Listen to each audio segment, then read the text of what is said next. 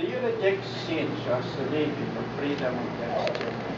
I do. Do you reject the glamour of evil and refuse to be mastered by sin? I do. Do you reject Satan, father of sin and prince of darkness? I do. Do you believe in God, the Father Almighty, creator of heaven and earth? I do. Do you believe in Jesus Christ, His only Son, our Lord, who was born of the Virgin Mary, was crucified, died and was buried, rose from the dead, and is now seated at the right hand of the Father? I do. Do you believe in the Holy Spirit, the Holy Catholic Church, the communion of saints, the forgiveness of sins, the resurrection of the body, and life everlasting? I do.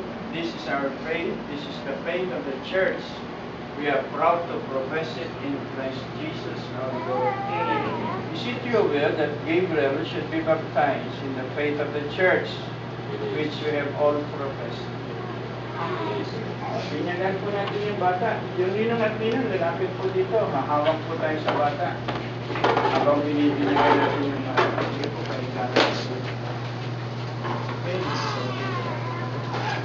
So, yan. Hawak tayo sa bata.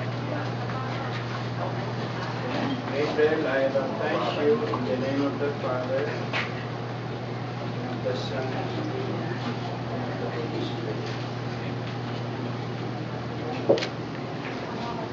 So, ang susunod natin yung ceremonies, yung anointing with baptism of salvation. As Christ was anointed priest, prophet, and king, so may you live always as member of His body, sharing everlasting life. Amen. Meron po kayong this light is entrusted to you to be kept burning brightly. This child of yours has been enlightened by Christ. He is to walk always as a child of the light. May He keep the flame of faith alive in his heart. When the Lord comes, may He go out to meet Him with all the saints in the heavenly kingdom.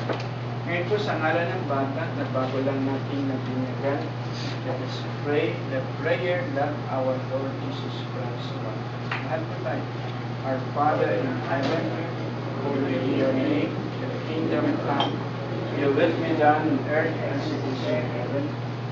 Give us this day our daily bread, and forgive us our sins, as we forgive those who sin against us. Do not bring us to the test, but deliver us from evil. The Lord be with you, and may Almighty God bless you, the Father, the Son, and the Holy Spirit.